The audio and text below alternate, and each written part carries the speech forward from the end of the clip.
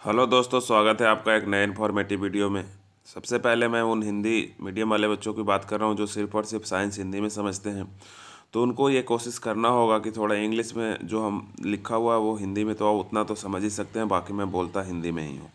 क्योंकि हिंदी में proper syllabus मिल नहीं पा रहा, तो और मेरे पास जितना भी कंटेंट है वो इंग्लिश में ही अवेलेबल है। तो जितना मैं मेरे से होता है मैं हिंदी में बताते चलता हूँ। तो जैसा कि आपको पता है कि बेसिक लैबोरेटरी टेक्निक का हम सीरीज अलग से कर रहे हैं, तो इसमें ये लेक्चर नंबर 3 है। तो लेक्चर 1 और लेक्चर 2 अगर आप लोग नहीं देखे हैं तो ऊपर आई बटन पे आ रहा होगा, पहले लेक्चर 1 और लेक्चर 2 भी देख लें। तो जैसा कि आपको पता है कि 2018 में जो क्वेश्चंस आया था वो भी आई बटन पे आपको दिख रहा होगा। तो वहाँ से क्या होगा कि ये मैं बताना चाहूँगा कि ये जो प्रीवियस ईयर में जो भी क्वेश्चंस आए थे वो सारे के सारे NCERT बेस्ड थे, क्योंकि गवर्नमेंट में वही बुक चलती है और आपको नवोदय विद्यालय में जाना है तो वहाँ भी NCERT की बुक ही चलती है। तो आइए हम लोग 1 बाय 1 शुरू करते हैं। तो पहला आज का हमारा पहला क्वेश्चन है, वो कह रहा है, पढ़िए आप ध्यान से। तो कह रहा है the following substance are added, यानी कि हिंदी में सीधा समझा देते हैं कि ये एक बीकर है, इसमें किरोसिन ऐड किया गया, दूसरा में शुगर ऐड किया, तीसरा में सौंफ ऐड किया, चौथा में मिल्क ऐड किया है। ठीक है। और नीचे वाला सब्सटेंस है क्या? नीचे वाला सब्सटेंस जो है ये वाटर है। तो वाटर में इतना सा सब्सटेंस क्या किया गया है दोस्तों? ऐड किया गया है। तो कह रहा है कि कौन सा सॉल्यूशन जो बनाएगा, ठीक है, द मिक्सचर ऑफ द, तो इसको बढ़िया से घुमाया गया। तो ट्रू सॉल्यूशन किस में बनेगा? तो आप खुद ही बताइए। ट्रू सॉल्यूशन इसमें भी नहीं बनेगा, इसमें भी नहीं बनेगा, इसमें भी नहीं बनेगा, इसमें भी नहीं बनेगा। तो ट्रू, सॉरी, अरे यार बहुत मिस्टेक हो गया, ये इसमें सही बनेगा। तो इसका आंसर कौन सा हो जाएगा? बी हो जाएगा। दूसरों की दूसरा नंबर बीकर में बस ट्रू सॉल्यूशन बनेगा, बाकी किसी में ट्रू सॉल्यूशन नहीं बनेगा। और ये जो सॉल्यूशन का कंसेप्ट है वो 9th में पढ़ना है, 9th में प्रैक्टिकल बेस में हम लोग को पढ़ना है। तो ये पता चल गया होगा आपको। तो ऐसा ही हिंदी वाले भी इसको आराम आराम से देख सकते हैं, इसमें कोई डाउट नहीं होना चाहिए किसी को।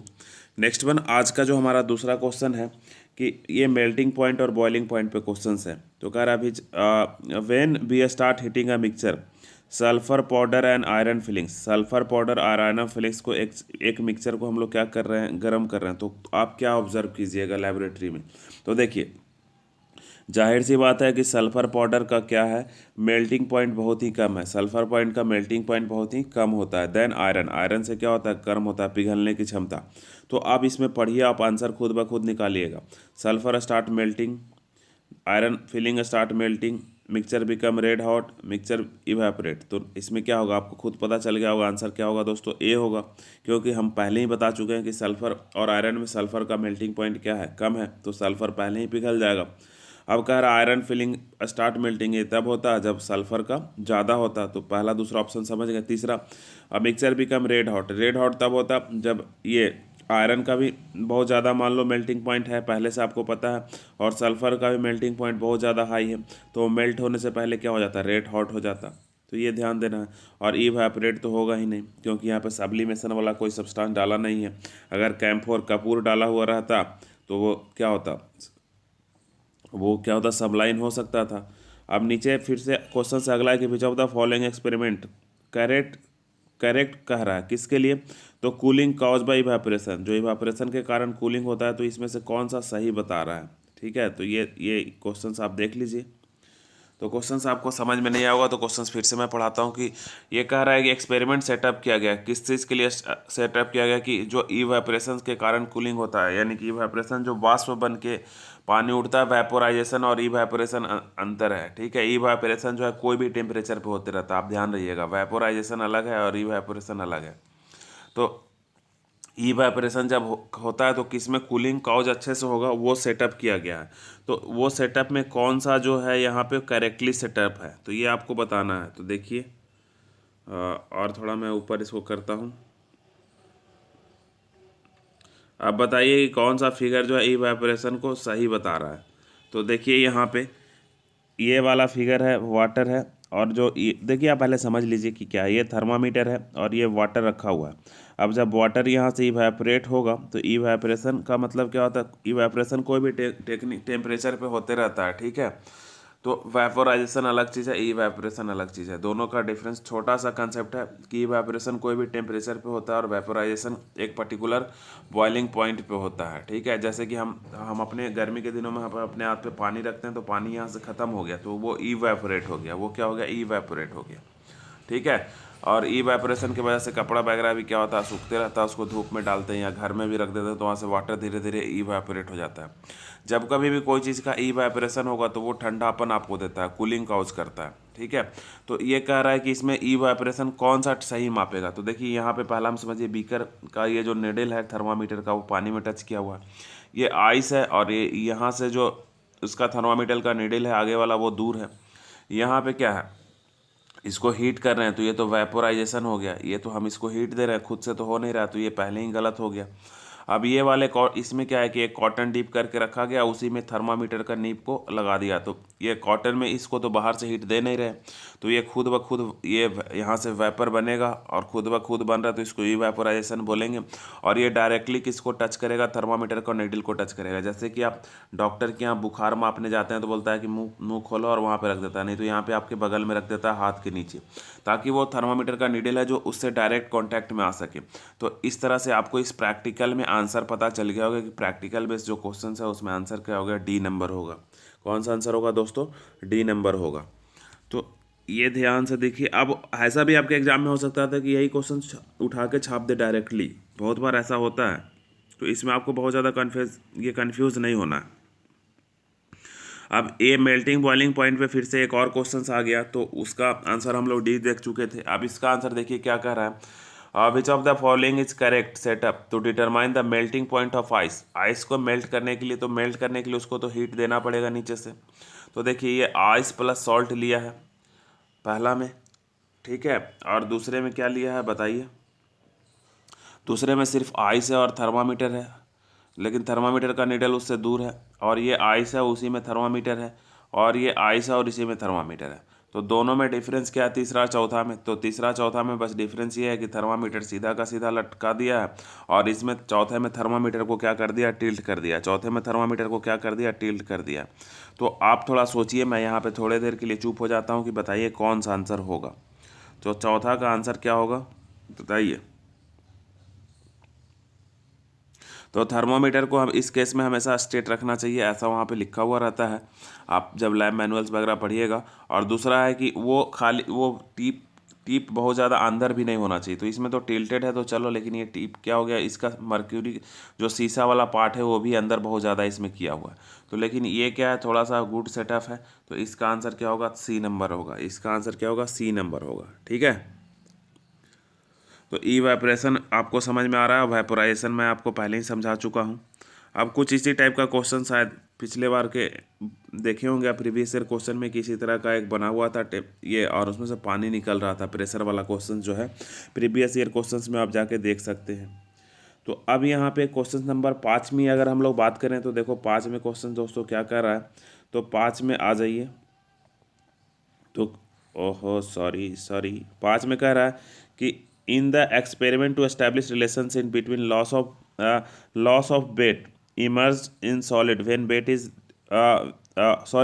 With the water displace by it correctly setup सोनी। यानी कि कह रहा है कि सीधा सा आप ऐसा बात समझिएगा कि एक इसमें पानी में जब हम कोई चीज़ डालते हैं तो वाटर यहाँ से क्या होता है, डिस्प्लेस होता है। तो जो वाटर डिस्प्लेस होता है वो कितना वाटर डिस्प्लेस हो रहा है, इसको हम लोग क्या करना चाहते हैं, डिटरमाइन करना चाहते हैं, यानी कि ऑब्टेन करना चाहते हैं।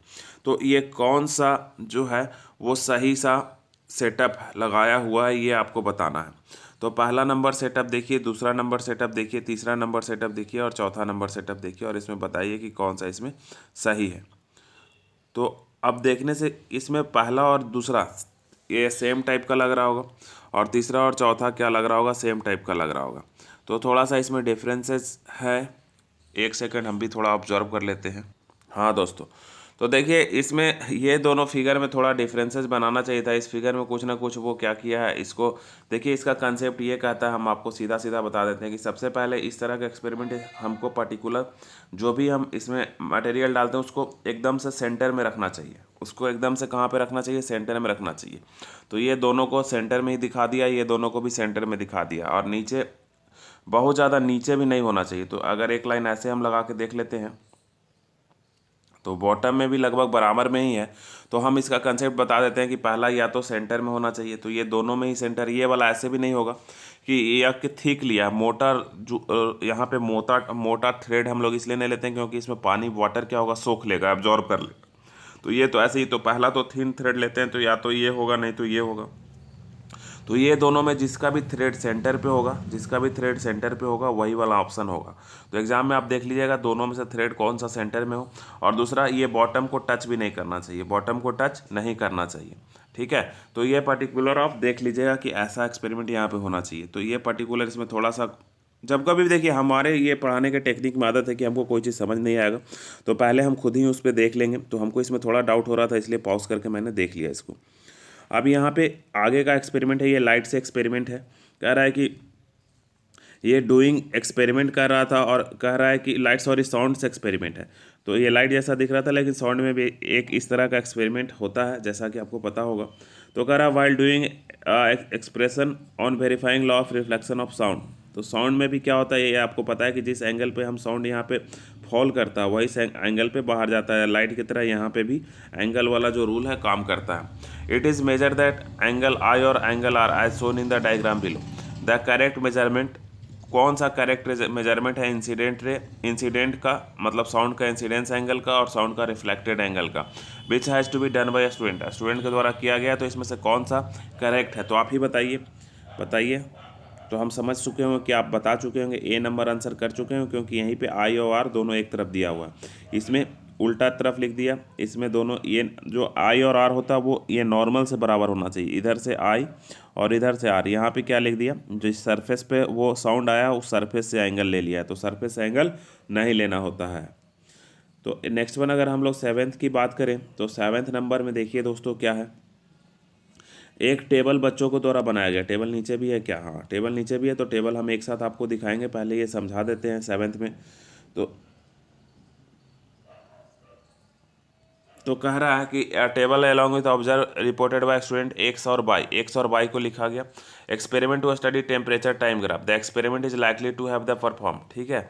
तो एक्स वाई है, कौन मतलब सही है, कहीं सही उसका करेक्ट डिटर्मिनेशन किया है ये आपको बताना है। तो देखिए द कोई भी चीज़ का टेम्परेचर पहले आप समझिए कि कैसे गिरता है। तो कोई चीज़ बहुत ज़्यादा गर्म होता है तो पहले जल्दी जल्दी टेम्परेचर गिर जाता है, ठीक है। और जब वो थोड़ा कूल हो जाता है उसका टेम्परेचर क्या होता है, धीरे धीरे स्लोली गिरता है, ठीक है। तो अब ये दोनों में जो ऑब्जर्वेशन है वो हम लोग ऑब्जर्व करते हैं। याद रखिएगा कि कोई भी टेम्परेचर का फॉल करता है, जब वो ज़्यादा टेम्परेचर पे होता है तो फास्टर फॉल करता है, और जब उसका टेम्परेचर कम हो जाता है तो वो खुद भी टेम्परेचर भी स्लोली गिरने लगता है। तो यहाँ पे आइए देखिए, सबसे पहला टेम्परेचर दोनों 61 मेजर किया, फिर दूसरे मिनट पे 60 और 59 मेजर किया, तीसरे मिनट पे 60 और 58 मेजर किया, फिर ये 59, ये 60 और 60 मेजर किया। देखिए ये एक एक डिग्री टेम्परेचर गिरा रहा है, 1 डिग्री यहाँ गिराया, ये आधा डिग्री गिराया, ये फिर आधा डिग्री गिराया, फिर ये 1 डिग्री इसका गिर रहा है, फिर इसका 1 डिग्री गिर गया, है ना। फिर इसका 1 डिग्री गिरा, यानी पहले हाफ हाफ गिरा था, फिर इसका 1 डिग्री गिरा, है ना। यहाँ इसका 1 डिग्री ये टेम्परेचर डाउन हुआ है, और यहाँ इसका हाफ डिग्री हुआ। यहाँ फिर से इसका 1 डिग्री हुआ, यहाँ फिर से इसका हाफ डिग्री हुआ। यानी कि पहले इसका कम हुआ था अब ज़्यादा हो रहा, और इसका पहले ज़्यादा हुआ था अब कम हो रहा। तो दूसरा वाला क्या है, सही है। दूसरा वाला बच्चा क्या करा है, सही डिटरमाइन किया है। तो दूसरा वाला सही डिटरमाइन किया है, तो इसका आंसर क्या हो जाएगा, वाई नंबर, यानी कि बी नंबर आंसर हो जाएगा सेवेंथ का। 8th नंबर क्वेश्चंस में दोस्तों अगर बात करते हैं तो देखिए क्या है 8 नंबर क्वेश्चंस का कंसेप्ट। 8 नंबर में हमारा है कि कह रहा है ये strong transverse horizontal pulse created at one end of the string to observe the complete 5 journey along its length.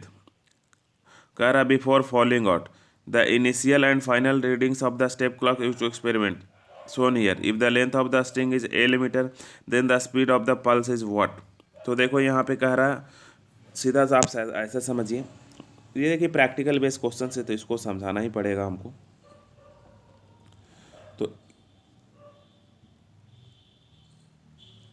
तो यहाँ पे समझिए, एक स्ट्रिंग मैंने ले लिया, पहले एक फिगर हम इसको बना लेते हैं। तो एक स्ट्रिंग हम ले लिए, अब कह रहा है कि ये strong transversal horizontal pulse created at one end of the string, यहाँ पे एक पल्स को क्रिएट कर दिएगा। It is after to complete 5 journey along its length, 1 2 3 4 5, ठीक है।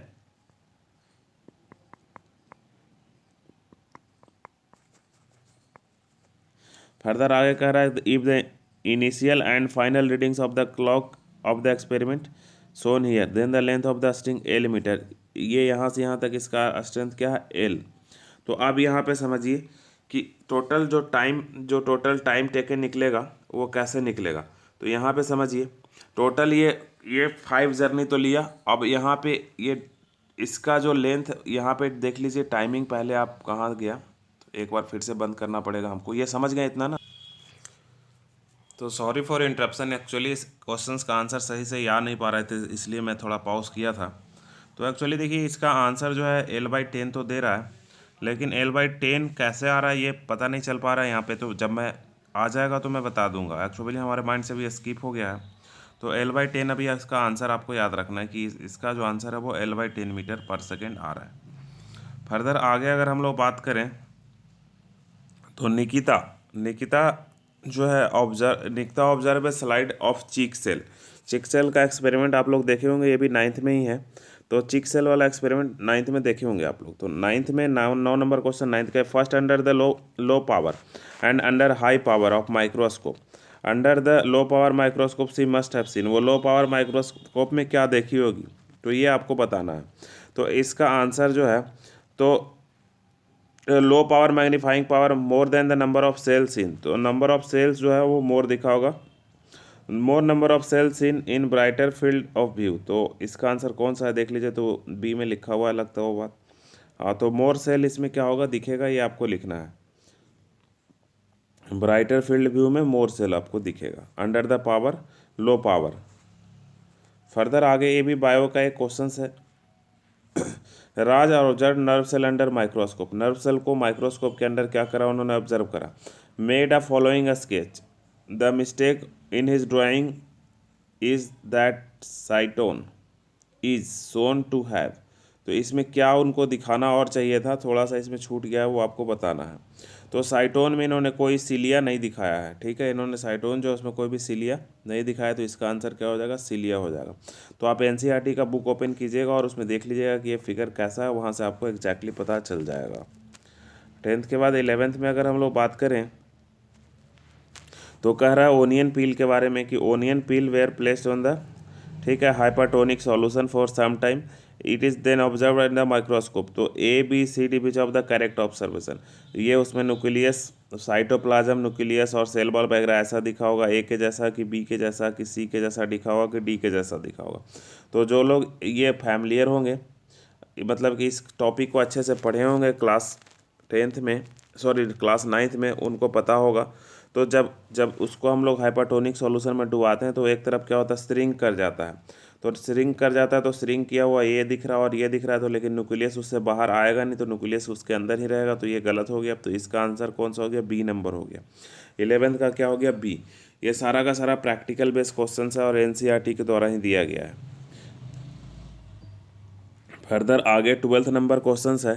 तो 12th में कह रहा है कि student observe that the colour of the pH paper change to green when deep into the water. तो इसके पहला जो हम लेक्चर 2 बताए थे कल, स्पेसिफिक साइंस वाला जो लेक्चर 2 है, इसमें हम लोग एसिड बेस सॉल्ट का क्वेश्चंस किए थे। तो हम आपको बताए थे कि जो पीएच स्केल होता है वहाँ ग्रीन होता है, फिर हल्का येलोइश होता है, फिर ग्रीन टाइप का होता है, फिर और ये रेड होता है ना, रेड येलो ग्रीन, और ये ब्लूइश टाइप का हो जाता है। इस तरह से बढ़ते चलता है कलर। तो इसी कंसेप्ट पे ये क्वेश्चंस बन जाएगा। तो कह रहा है कि a student is observe that the pH paper change to green when dipped in the water, water में जब डिप किया गया तो पीएच पेपर कैसा हो गया, ग्रीन हो गया, ठीक है। तो अब आगे बता रहा है C added few drop of concentrated hydrochloric acid water then the pH was turn into, ठीक है। तो ये हाइड्रोक्लोरिक हो गया, तो ये एसिडिक हो गया, तो वापस इधर ग्रीन कहीं इधर बना होगा, इधर से वापस इधर जाएगा, ठीक है। तो वो कैसा बदल जाएगा आप बताइए, वो बताइए जल्दी से कैसा बदल जाएगा। तो वो लाइट रेड में बदल जाएगा। रेड का एक ही यहाँ पे आंसर लिखा हुआ है, तो एसिड की वजह से वो क्या होगा, लाल वाला सिंबल देगा। हम बताए थे खतरा के लिए जो आंसर आएगा वो लाल वाला आएगा। नेक्स्ट वन अगर हम बात करें 13 में, तो 13 में जो है वो कह रहा है कि 10 ml of freshly prepared iron sulphate was taken in the each of the 4 test tube. 4 test tube है, सब में हम लोग क्या ले लिए, जिंक आयरन सल्फेट FeSO4। आगे कह रहा है स्टेप ऑफ कॉपर, पहले में कॉपर डाला गया, दूसरे में आयरन डाला गया, तीसरे में जिंक डाला गया और चौथे में एल्युमिनियम डाला गया, इंट्रोड्यूस। ये 10th का एक्सपेरिमेंट है, 10th में एक्सपेरिमेंट ये करना है। Each metal in the different test tube a black residue is obtain in two of them, इसमें से दो में से ब्लैक रेसिड्यू ऑब्टेन किया गया। The right pair of the metals forming precipitate, कौन कौन सा इसमें प्रिसिपिटेट बना रहा है, यानी कि कौन कौन से में ब्लैक वाला वो निकला होगा। ठीक है, तो आप बताइए। तो जो जो आयरन से ज़्यादा रिएक्टिव होगा रिएक्टिविटी सीरीज में, आपको पता होगा ना, एक अभिक्रिया अभिक्रिया वाला सीरीज हम लोग पढ़ते हैं। तो जो जो आयरन से ऊपर आ रहा होगा वो आयरन को क्या कर देगा, आयरन को रिप्लेस कर देगा। तो वो आयरन को जब रिप्लेस कर देगा तो उसी में क्या होगा, आपका प्रिसिपिटेट का फॉर्मेशन होगा। तो आयरन से ऊपर जिंक और एल्युमिनियम आता है, आयरन आयरन को खुद से रिप्लेस तो करेगा नहीं, तो एक ऑप्शन तो ऐसे ही खत्म हो गया। तो जिंक और एल्युमिनियम इसका आंसर हो जाएगा। तो जिंक और एल्युमिनियम किस में दे रहा, डी नंबर में दे रहा। तो 13 का आंसर कौन सा हो जाएगा दोस्तों, डी नंबर हो जाएगा। 14 में अगर हम लोग बात करें तो कह रहा है कि 14 में कि the following symbol are usually use in the बोतल ऑफ द कमर्शियल एसिड। तो ये सिंबल वाला हम आपको फॉर्मूला बताए थे। तो symbol indicate that acidic acid is, तो ये दोनों सिंबल उस बोतल पे दिखाया गया है। कोई दिक्कत है तो बोलो। तो पहला किस चीज़ का है और दूसरा किस चीज़ का है बताइए। तो पहला जो है क्रोसिव का, इस तरह का सिंबल हम आपको पढ़ाए थे लेक्चर 1 या लेक्चर 2 में, कोई भी एक लेक्चर में पढ़ाए थे, हमको याद नहीं है, बेसिक लैब टेक्निक में। और दूसरा जो है वो फ्लेमेबल का है। ठीक है, इनफ्लेमेबल और फ्लेमेबल लिक्विड हम पढ़े हैं, तो फ्लेमेबल का लिक्विड है। तो ये पहला, सॉरी उल्टा यहाँ पे हम बोल दिए, ये फ्लेमेबल का है और ये क्रोसिव का है ना, हाथ पे गिर रहा है, यानी कि क्रोसिव और फ्लेमेबल। तो आप देख लीजिए कि कौन है इसमें, दो चीज़ का है, क्रोसिव और फ्लेमेबल, किस में आंसर में आ रहा है, तो वो आंसर आपका सही होगा। तो 14 में जो आंसर आ रहा है वो ए में आ रहा है। एक जो सिंबल है ये वाला वो क्रोसिव का है और ये ज्वलनशील का है, फ्लेमेबल का है। तो इसका आंसर 14 का क्या हो जाएगा, 14 का जो दोस्तों आंसर हो जाएगा वो ए नंबर आंसर हो जाएगा। 15 का अगर हम लोग बात करें तो for a student ABCD carried out a measurement of focal length of a convex mirror. तो ये भी एक एक्सपेरिमेंट है, 10th में और 8th में भी है। मिरर शोर इन द डायग्राम, तो पहला और दूसरा डायग्राम आप देख लीजिए, फोकल लेंथ बता रहा है किसका, आप ध्यान दीजिएगा, कनकेव मिरर का। ठीक है, और कनकेव मिरर का आपको समझ में आना चाहिए कि कनकेव मिरर का कंसेप्ट क्या है। इसके बाद ये दोनों फिगर भी ऑब्जर्व कीजिए, ध्यान से देखिए सारा फिगर को। मैं एक बार छोटा करने का कोशिश करता हूँ, अगर छोटा हो जाए तो एक साथ दिख जाएगा।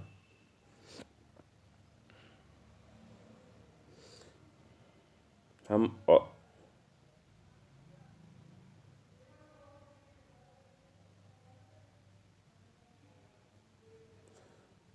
तो अब आपको समझ में आ रहा होगा कि कौन सा इसमें सारा फिगर एक ही जैसा दिख रहा होगा।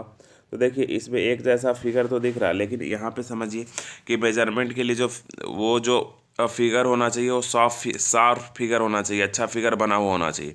तो इसमें सबसे ज़्यादा शार्प फिगर जो दिख रहा है वो किस में दिख रहा है, तो ए में दिख रहा है। आप देखिए सब में ए कुछ ना कुछ दिख रहे डिफरेंस ही है।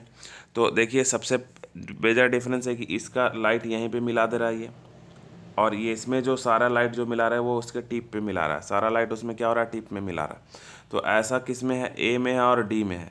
ए में है और क्या है, डी में है। तो ए और डी में और कुछ ना कुछ अंतर जरूर होगा, थोड़ा सा ना थोड़ा सा, देखिए यहाँ पे। तो जहाँ पे ज़्यादा कंफ्यूजिंग फिगर बनता है वहाँ पे इस तरह का एग्ज़ाम में क्वेश्चंस आएगा नहीं, क्योंकि एग्ज़ाम में इस तरह के क्वेश्चंस में कंट्रोवर्सी होने लगता है।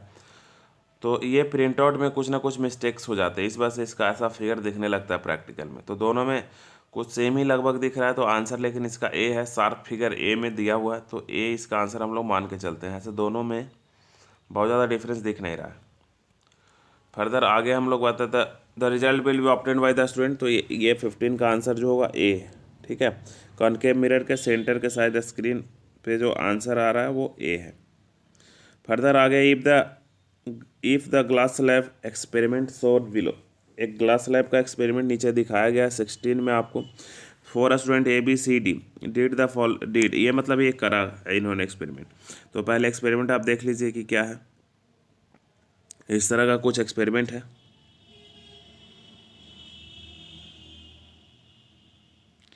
ठीक है, तो फर्दर यहाँ पे आगे कह रहा है, आप क्वेश्चन समझिए। ए जो बच्चा है kept tie far from the glass slab Y, ठीक है, both in the pin of P1 P3 while slab while placing both pin P1 P3। तो यहाँ पे इसको आप दोनों को एक जगह रुकिए, हम दिखाने का कोशिश करते हैं, तब समझाते हैं। तो देखिए इसका कंसेप्ट मैं आ नहीं पा रहा, तो पहले देखिए एक्चुअली है इस फिगर में क्या कि ये दोनों पिन पहले से रखा हुआ और ये पिन इसके अलाइनमेंट में आपको रखना है। तो इसके अलाइनमेंट में तभी आप रखिएगा जब अपने आँख को थोड़ा दूर रखिएगा, ये स्लैब से थोड़ा दूर रहेगा, तभी आप ये और ये पिन के सीध में इसको रख पाइएगा। यानी P3 P4 को रखने के लिए आपको अपने आँख को इससे थोड़ा सा दूर रखना पड़ेगा। तो यही बात यहाँ पे लिखा हुआ है। तो पहला में लिखा हुआ है कि kept I far from the glass slab while placing both P1 P3 P4। आगे और पढ़ लेते हैं तब आपको एग्जैक्टली समझ में आ जाएगा। कीप्ट आई क्लोज, तो क्लोज रखेंगे तो फिर तो हम एडजस्ट कर ही नहीं पाएंगे, तो गलत अब हो गया। कीप आई क्लोज, इसमें भी क्लोज लिखा हुआ है। Keep I far from placing P3 and close from P4, तो ये भी गलत है। यानी कि इसी में बस लिखा हुआ है कि P3 और P4 दोनों को रखने के लिए हमको आँख को क्या रखना पड़ेगा, दूर रखना पड़ेगा। आँख को कहाँ रखना पड़ेगा दोस्तों, दूर रखना पड़ेगा, ठीक है। तो ये थोड़ा सा आपको ध्यान देने वाली बात थी। अक्सर आगे अगर हम बात करें 16 के बाद 17 में, तो 17 नंबर क्वेश्चंस पढ़िए। ये क्वेश्चंस इलेक्ट्रिसिटी से आ गया, यानी कि आज का जो टॉपिक है हमारा वो मिक्स, सब टॉपिक से मिक्स है। ऐसा 3-4 वीडियो अभी और आएगा जिसमें सारा का सारा कंसेप्ट आप इसको रोक के खुद से भी एनालिसिस कर सकते हैं कि इसमें क्या है कंसेप्ट और ज़्यादा डेप्थ। तो फर्दर आगे बात कर रहा है कि आउट ऑफ द 4 सर्किट्स, ये 4 सर्किट्स दिया हुआ है, of studying depend upon the current of the studying for dependence of the current on the potential difference across the resistor shown. तो ये हमको क्या, इसमें देखिए ये क्वेश्चन समझिए कि करना क्या है। ये कह रहा है 4 सर्किट में हम लोग स्टडी करना चाहते हैं डिपेंडेंस ऑफ करेंट, करेंट का डिपेंडेंस किस पे, पोटेंशियल डिफरेंस पे, ठीक है। तो ये हम लोग जानते ही हैं कि वोल्टेज डायरेक्टली प्रोपोर्शनल टू आई होता है या आई डायरेक्टली प्रोपोर्शनल टू, ठीक है। तो एक रजिस्टर लगा हुआ है यहाँ पे V और I का हम लोग पढ़ना चाहते हैं, एक्सपेरिमेंट करना चाहते हैं। तो 17 में कौन सा सही है आप बताइए। तो 17 में देखिए सबसे पहला ए मीटर सीरीज में होना चाहिए और वोल्ट मीटर पैरेलल में होना चाहिए। तो यहाँ पे ए मीटर सीरीज में है, वोल्ट मीटर पैरेलल में है, पहला पॉइंट तो सही हो गया। उसके आगे हम लोग चेक करते हैं। अब आगे हम लोग देखते हैं तो बाकी गलत क्या है। तो देखिए गलत क्या है या सही क्या, अभी हम देखते हैं। तो बड़ा ध्यान से देखिए, गलत सही हमको इसमें दिख रहा है। ये प्लस पोलैरिटी है, तो यहाँ से आगे चलेंगे तो ये भी प्लस मिला, बिल्कुल सही है। और ये वोल्ट मीटर माइनस मिल गया, तो ये गलत हो गया। पोलैरिटी भी क्या होना चाहिए, सही होना चाहिए, प्लस माइनस का, यानी कि एक तरफ से सीरीज जब कंप्लीट हो तो प्लस का प्लस के साथ, माइनस का माइनस के साथ मिलना चाहिए। तो प्लस होना चाहिए। तो यहाँ से आगे चले तो ये मीटर माइनस में मिल गया, उल्टा जोड़ दिया तो ये भी गलत है। ये प्लस मिला, इधर से करंट फ्लो होगा तो ये प्लस मिला, ठीक है। इधर से करंट फ्लो होगा तो ये भी प्लस होगा। तो ये प्लस है, ये माइनस है, तो ये गलत है। तो इसका आंसर कौन सा सही है, बी है। तो देखिए ये कितना माइनर सा क्वेश्चन था, और यही लैब मैनुअल टाइप का क्वेश्चन आपके एग्जाम में आ जाएगा तो आप क्या हो जाएगा, कन्फ्यूज हो जाएगा। हम उम्मीद करते हैं कि इस तरह का कम से कम 15 क्वेश्चन तो रहेंगे ही रहेंगे 60 क्वेश्चन में। 60 क्वेश्चन में ये जो लैब का 15 क्वेश्चन रहेगा और बाकी थ्योरेटिकल क्वेश्चन टाइप कुछ रहेगा। तो ये आप 15 क्वेश्चन आप उम्मीद कर सकते हैं इस तरह का, जो मैं ये सीरीज पढ़ा रहा हूँ वहाँ से आप आपको बात कर रहे हैं। नेक्स्ट वन है, ये एक बायो का क्वेश्चन है कि माइक्रोस्कोप के अंदर एपिडर्मल पील को क्या कर रहा है, वो ऑब्जर्व कर रहा है हाई पावर माइक्रोस्कोप्स के साथ। तो इसमें से कौन सा दिखता है, तो आप देख के बताइए कि कैसा सेल दिखता है। तो इसमें तो कुछ है नहीं। तो इसमें क्या है, ये गार्ड सेल है ना, ये गार्ड सेल है। तो गार्ड सेल, यहाँ पे गार्ड सेल के अंदर तो कुछ होता है, तो इसमें तो है नहीं। ये भी ही सही है इसमें, है ना। गार्ड सेल के अंदर भी क्या होता है, न्यूक्लियस होता है, ऐसा आपको पता है। क्लोरोप्लास्ट भी इसके अंदर होता है। तो न्यूक्लियस गार्ड सेल का बाहर कर दिया इसमें भी गार्ड सेल का बाहर कर दिया है। तो इसका आंसर कौन सा होगा, बी होगा। 18 का क्या होगा, बी। 19 में अगर हम लोग बात करें तो कह रहा है ए बी जो student resin is equal weight, ठीक ना। A B C and were given, यानी कि 5 लोगों को किसमिस दे दिया गया है। The resins were soak distil water at room temperature, सब लोगों ने क्या किया, उसको डिस्टिल वाटर में डुबा दिया रूम टेम्परेचर पे। रिमूव रेजिन आफ्टर 20 मिनट, वो 20 मिनट के साथ रिमूव कर दिया। ए जो है उसको 20 मिनट तक रखा, बी उसको कितने देर तक रखा, 120 मिनट तक रखा, सी कितने देर तक रखा, 40 मिनट तक रखा। बस 3 ही लोग तो थे ही। If the P A P B the donate percentage observation of water, यानी कि कौन ज़्यादा इसमें फूल गया ये आपको बताना है। तो 19 में तो आप खुद ही बता सकते हैं। तो 19 में सबसे ज़्यादा देर पानी में कौन रहा बताइए। सबसे ज़्यादा देर पानी में बी रहा तो बी सबसे ज़्यादा मोटा होगा। तो बी सबसे ज़्यादा मोटा कि बी किससे मोटा होगा? बी ए से भी मोटा होगा और सी से भी मोटा होगा। तो बी को ए से भी मोटा और सी से भी मोटा इसी में रखा है, तो ये आंसर कौन सा हो जाएगा? सी नंबर हो जाएगा। तो बड़ा मज़ेदार क्वेश्चन था ये, कभी कभी इंटरेस्टिंग क्वेश्चंस भी सीबीएसई वालों बना देते हैं। तो अब ये बता रहा है, ये इसमें बताना है कि कौन सा फिजन हो रहा है। तो ये पता ही है आपको, पहले ऐसा हुआ फिर ऐसा हुआ फिर ऐसा, तो इसको हम लोग बाइनरी फिजन बोलते हैं। तो कौन वाला इसमें बाइनरी फिजन हो रहा है बताइए? तो ये हो रहा है, उसके अंदर का जो न्यूक्लियस होता है ये भी दो पार्ट में डिवाइड होता है। तो 20 का आंसर कौन सा हो जाएगा दोस्तों? डी हो जाएगा। तो 21 में अगर हम लोग बात करें तो आगे कह रहा है कि which of the following would be correct set of operators, ठीक है, required if you have to separate camphor from common salt. आपको कैम्फोर से कॉमन सॉल्ट को अलग करना है। तो कैम्फोर और कॉमन सॉल्ट को अलग करने के लिए कौन सा जो है इसमें सही है आपका एक्सपेरिमेंट। तो ये भी एक प्रैक्टिकल बेस्ड क्वेश्चन है और लैब मैनुअल में आने का चांसेस इसका भी बनता है दोस्तों। तो आप बताइए विच of the following should be separate operators. दोस्तों कि सबसे पहला क्या होना चाहिए? सेट ऑफ, तो सबसे पहले आपके पास चाइना डिश तो होना चाहिए। तो देखिए इसमें कौन सा है? चाइना डिश तो होना चाहिए, क्योंकि चाइना डिश में ही रख के गर्म करते हैं, इसी में तो रख के गर्म कीजिएगा। तो चाइना डिश इसमें लिखा हुआ है, इसमें भी नहीं लिखा हुआ है, इसमें भी नहीं लिखा हुआ, इसमें भी नहीं लिखा हुआ, एक ही में तो लिखा हुआ है। चाइना डिश होना चाहिए, फैनल होना चाहिए, बर्नर होना चाहिए, कॉटन प्लग होना चाहिए, ट्राईपॉड होना चाहिए, सैंड सैंड विथ क्लैंप होना, स्टैंड विथ क्लैंप होना चाहिए, वायर गेज होना चाहिए। तो ये जो है ट्राईपॉड हम लोग इस तरह का बताए हैं आपको याद होगा, ठीक है। ट्राईपॉड पे ये हम लोग क्या रखेंगे? ट्राईपॉड पे हम लोग ट्राईपॉड स्टैंड हमारा हो गया, इसके नीचे बर्नर लगाएंगे, ये भी आपका हो गया। इसके ऊपर हम लोग वायर गेज रखेंगे, वायर गेज के ऊपर चाइना डिश रखेंगे, चाइना डिश के ऊपर हम लोग क्या रखेंगे? इसमें जो हमारे पास मिक्सचर है वो रख देंगे, कैम्फोर और कॉमन सॉल्ट का। इसके बाद इसके ऊपर से फनल क्या करेंगे? टिप कर देंगे और इसके ऊपर कॉटन लगा देंगे यहाँ पे। तो जो यहाँ से उड़ के जाएगा कॉटन में जमा हो जाएगा। ये 9th का चैप्टर 2 आप ओपन करके देख लीजिए, एनसीईआरटी का यहाँ पे बना हुआ। तो ये बड़ा ही इंपॉर्टेंट क्वेश्चन था, ठीक है। तो ये आपको बहुत ही, अगर कोई बच्चा यहाँ तक देखते आ गया होगा तो क्वेश्चंस वो ज़रूर से ज़रूर सीख जाएगा, और 15 क्वेश्चंस वो करके यहाँ से आप आराम से लेके जा सकते हैं। फर्दर आगे हम लोग 21 में बात करें, कह रहा है कि student notes the observation of the two spring balance measuring cylindrical shown in the figure from the given observation volume of the solid is. ये वॉल्यूम सॉलिड का है क्या? तो ये आपको ये बड़ा इंपॉर्टेंट क्वेश्चन आ गया। आप बताइए वॉल्यूम इसमें सॉलिड का क्या है, आपको निकालना है एक्सपेरिमेंट से देख के, ठीक है। तो देखिए जितना loss in the weight of water होगा उसी को हम लोग क्या बोलेंगे? वॉल्यूम बोलते हैं, ठीक है। तो यहाँ पे कितना loss in weight of water हुआ? देखिए पहले यहाँ पे जब ये आया था तो 60.5 पे ये था, ये कितने पे था? 60.5 पे था इसका ये वाला नीडल, है ना। तो 16.5 पे ये नीडल था।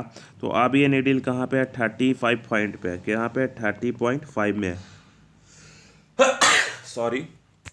तो इसमें से सब्ट्रैक्ट करेंगे तो कितना होगा दोस्तों? 30 होगा। सब्ट्रैक्ट करेंगे तो कितना होगा? 30 होगा। तो अब इसमें पॉइंट का भी मैं और ज़्यादा जूम करेंगे तो पॉइंट का थोड़ा सा डिफरेंसेस आ जाएगा। तो यहाँ पे देखिए 30 के आसपास ज़्यादा जो आंसर है कौन सा? 28 सीसी। तो इसका आंसर क्या होगा? 28 सीसी हो जाएगा।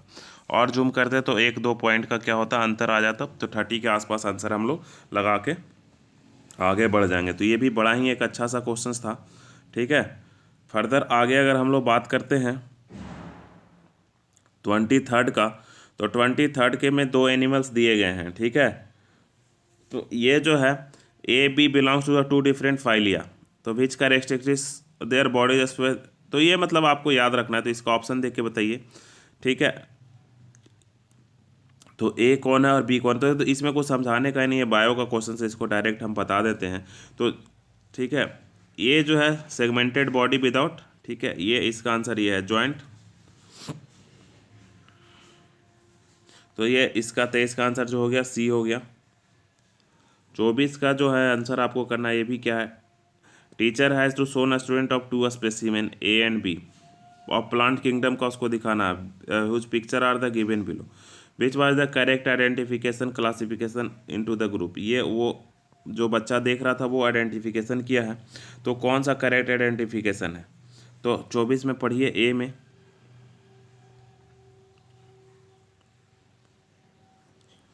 कौन ऑफ द, ठीक है, गेमनोस्पर्म और फ्लावर ऑफ, ठीक है, एजिनोस्पर्म। तो ये इसका आंसर यही है। आप इसको देख लीजिए, जो बायो में ज़्यादा जानते होंगे वो अपने हिसाब से आंसर निकाल लीजिए। बायो हमको बहुत ज़्यादा पता है नहीं, क्योंकि मैं फिज़िक्स और प्लस केमिस्ट्री का टीचर हूँ और मैथ्स का साथ साथ मैं 3 टीचर हूँ।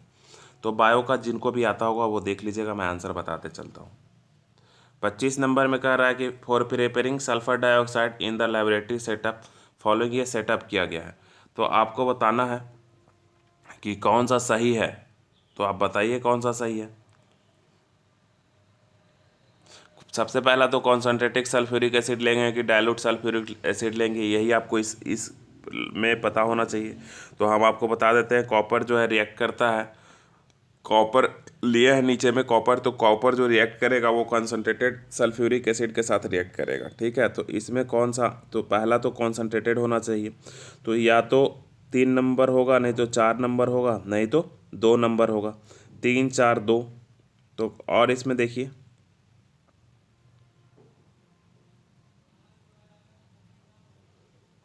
तो और इसमें क्या है, सारा कॉपर ट्यूनिंग दे रहा है, इसमें कॉपर ट्यूनिंग है, सल्फ्यूरिक एसिड, ठीक है ठीक है, ये भी ठीक है, कॉपर ट्यूनिंग। तो देखिए एक्चुअली पिक्चर बनाने में क्या हो रहा है ना, थोड़े सा डिफरेंसेस ज़्यादा समझ में नहीं आ पा रहे हैं मोबाइल में, वहाँ पे आएगा तो इस तरह का आएगा नहीं। तो हम आपको एग्जैक्टली आंसर इसमें बता दे रहे हैं कि कॉपर जो है रिएक्ट करता है कंसनट्रेटेड H2SO4 के साथ, ठीक है, ऑन हीटिंग, और ये SO2 देता है, ठीक है। और ये कहाँ पे जमा होगा, टिप ऑफ द फनल, ठीक है, थेसल फनल जो है उसके टिप पे जमा हो जाएगा। कोई दिक्कत है यहाँ तक तो बोलिए। तो इसमें आंसर जो है 25 का डी है, मतलब कि यानी कि फोर्थ सही दिया हुआ है, लेकिन इसमें हमको फिगर में बहुत ज़्यादा डिफरेंसेस दिख नहीं पा रहा है। अगर आपको दिख रहा है तब ठीक है, नहीं तो इस टाइप का क्वेश्चंस आते नहीं है जनरली। 26 में अगर हम बात करें, जिसमें भी जहाँ पे भी कंट्रोवर्सी होने लगेगा वो क्वेश्चंस आएगा नहीं। अब 26 नंबर हम लोग देखते हैं, for a student zinc react करता है सोडियम कार्बोनेट के साथ with dilute hydrochloric acid, dilute sodium hydroxide solution and presented in the result. तो वो टिक करता है कि कौन कौन सा मिला, what is observe the x. तो एक्स में क्या होगा ये आपको बताना है। तो इस तरह का रिएक्शन से यहाँ पे देखिए, तो हम आपको लिख के बता देते हैं। एक्चुअली क्वेश्चंस ऊपर आप देख ही नहीं होंगे, तो हम आपको यहाँ पे रिएक्शंस लिखवा देते हैं। तो दिया था जिंक का रिएक्शन दिया था, zinc react with dilutes HCl, आपके HCl के साथ रिएक्ट कर रहा है, और इसमें क्या था, NaOH, NaOH के साथ वो रिएक्ट कर, नहीं नहीं ऐसा कुछ, एक बार और देख लेने दीजिए हमको क्वेश्चंस।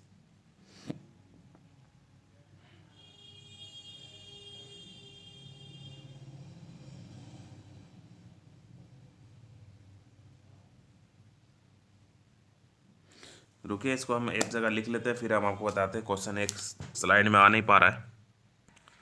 हाँ तो दोस्तों देखिए, मैं उसको लिख लिया हूँ एक जगह पेज पे। अब हम आपको लिखाते हैं। यहाँ पे क्वेश्चन में बता रहा है कि एक बच्चा है, वो दो टॉपिक लिया, जिंक लिया है और Na2CO3 लिया है। जिंक लिया है और Na2CO3 जैसा कि यहाँ पे लिख रहा है, और ये दोनों का रिएक्शन एक बार HCl से करवाया है, ठीक है, डाइल्यूट HCl से करवाया है, और दूसरे बार डाइल्यूट NaOH से करवाया है। तो आपको पता है कि जिंक HCl के साथ रिएक्ट करेगा कि नहीं, जिंक डाइल्यूट NaOH के साथ रिएक्ट करेगा नहीं, ये आपको बताना है। तो जिंक जो है दोनों के साथ रिएक्ट कर जाएगा, HCl के साथ भी रिएक्ट कर जाएगा और ये NaOH के साथ भी रिएक्ट कर जाएगा।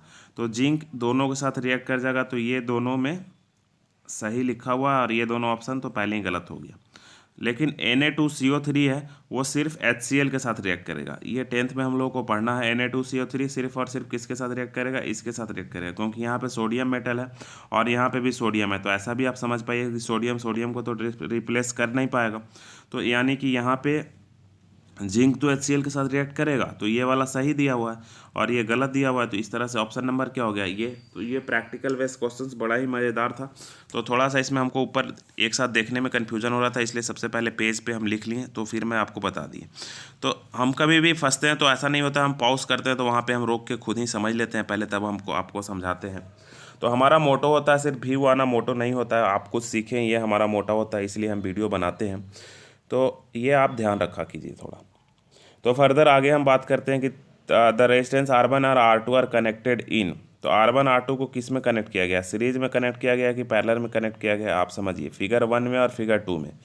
तो फिगर 1 में देखिए, जब कभी भी आपको कोई रेजिस्टेंस का कन्फ्यूज़न होने लगे तो देखिए रेजिस्टेंस जहाँ जहाँ कनेक्टेड है, रेजिस्टेंस जहाँ जहाँ कनेक्टेड है ना, उसको आप समझिए कि हम इलोंगेट कर रहे हैं। और रेजिस्टेंस आपस में अगर कोलाइड होने लगेगा तो समझिए वो पैरेलल में है, और एक दूसरे के साथ सीरीज सीधा आ जाएगा तो वो समझिए सीरीज में है।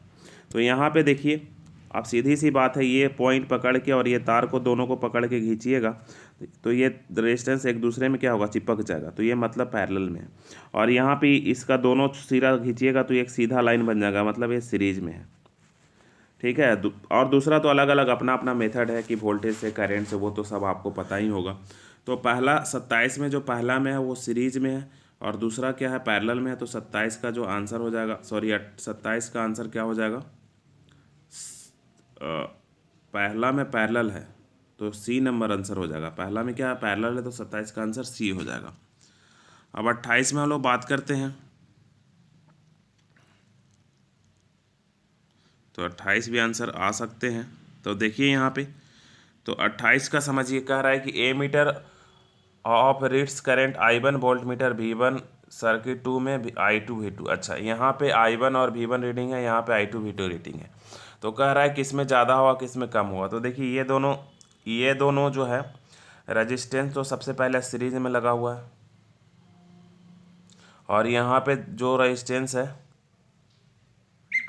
सीरीज, ये R3 के साथ पैरेलल में है R4 और R2। तो R1 प्लस R2 क्या है, सीरीज में लगा हुआ है, और उस ये दोनों के साथ R3 क्या लगा हुआ है, पैरेलल में लगा हुआ है। कोई कन्फ्यूजन है तो बोलिए। तो पहला यहाँ पे I1 यहाँ पे रीडिंग होगा, यहाँ पे I2। तो जाहिर सी बात है इसमें ज़्यादा रेजिस्टेंस है, तो इसमें करंट का रेटिंग क्या हो जाएगा, ज़्यादा, कम रेजिस्टेंस है तो कम रेटिंग होगा। तो यहाँ पे आप इस तरह से आंसर निकाल लीजिएगा। तो इसका आंसर हम बता देते हैं यहाँ पे आके। 28 का जो आंसर होगा दोस्तों वो हो जाएगा बी नंबर। 28 का आंसर क्या होगा, बी नंबर हो जाएगा। ठीक है, I1 और I2 के हिसाब से। तो अभी हम बताएं कि इसमें रेजिस्टेंस ज़्यादा है तो करंट क्या हो जाएगा, ज़्यादा हो जाएगा। तो इसमें देखिए ज़्यादा दिया हुआ है। अब वोल्टेज दोनों का क्या होगा, वोल्टेज यहाँ पे बराबर इसलिए होगा क्योंकि रेजिस्टेंस, ये वोल्टेज मीटर है, ये बैटरी के साथ पैरेलल लगा हुआ है, और ये वोल्ट मीटर ये बैटरी के साथ भी क्या लगा हुआ है, पैरेलल में ही लगा हुआ है। ठीक है, आप देख लीजिए, इसका भी एक सिरा यहाँ से आके मिल रहा है, और इसका भी एक सिरा यहाँ से आके मिल रहा है विदाउट एनी रेजिस्टेंस। अगर बीच में कोई रेजिस्टेंस होता तो वोल्टेज डिफरेंस हो सकता था। इसका भी एक सिरा यहाँ से मिल रहा है, और दूसरा सिरा इधर डायरेक्टली वोल्टेज से मिल रहा है। तो वोल्टेज से मिल रहा है, इस वजह से इसको क्या होगा, चेंजेज हो सकता है। तो मतलब बराबर होगा। तो 28 का आंसर क्या होगा दोस्तों, 28 का जो आंसर होगा वो हमारा निकाल चुके थे अभी, बी नंबर आंसर होगा। 28 का आंसर कौन सा होगा, बी होगा। 29 के आंसर में अगर हम लोग बात करें दोस्तों, तो ये 7th में बहुत ज़्यादा करना होता था। स्टार्च को देखने वाला, स्टार्च पे आयोडीन का सॉल्यूशन डालते हैं तो क्या होता है, ये वाला। तो ये 7th का है। तो इसका आंसर हम आपको डायरेक्टली बता देते हैं, आपको आंसर पता होगा। द करेक्ट सीक्वेंस क्या होना चाहिए। तो अच्छा, करेंट सीक्वेंस निकालना है। तो देखिए, सबसे पहले इसमें क्या करते हैं, 29 में सबसे पहला हम लोग लीफ वाले वाटर को बॉइलिंग वाटर में डिप करते हैं। तो ये पहला हो गया हमारा। इसके बाद इसको इथेनॉल में डिप करते हैं। ठीक है, तो दूसरा हो गया। इसके बाद हम लोग leaf in water at room temperature में डिप करते हैं। तो ये वाला हो गया, और फिर ये हो गया। यानी कि पहले 1 नंबर होगा, फिर 3 नंबर होगा, 3 के बाद फिर 4 नंबर होगा, और 2 होगा। तो 1 3 4 2, 1 3 4 2, 1 3 4 2 किस में है, डी नंबर में है। तो इसका आंसर क्या हो जाएगा, डी नंबर। और आज का हमारा फाइनल क्वेश्चन 30 नंबर, ये भी 10th का सॉल्यूशन है। 10th में क्या कह रहा है, after performing the experiment shown in the, ठीक है, that germination of the seed given out carbon dioxide during the representation students diagram. तो किस में सही सही वो बता रहा है। तो ये आपका आंसर देख के आप बताइए कि जर्मिनेशन सीड है, और CO2 का जो रिप्रेजेंटेशन है वो सही किस में होगा।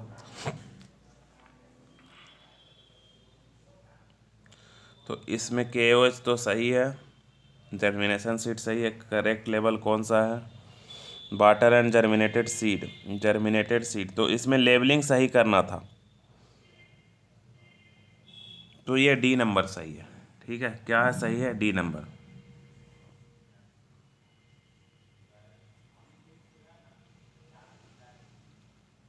लेकिन डी नंबर में ये एक चीज़ मिस्टेक हो गया, यहाँ पे KOH लटकाना भूल गया। ये KOH भी यहाँ पे रहेगा, बाकी यहाँ पे ये सही है। वाटर यहाँ पे सही है, जर्मिनेटेड सीड ठीक है, ये भी सही है, तो डी नंबर सही है।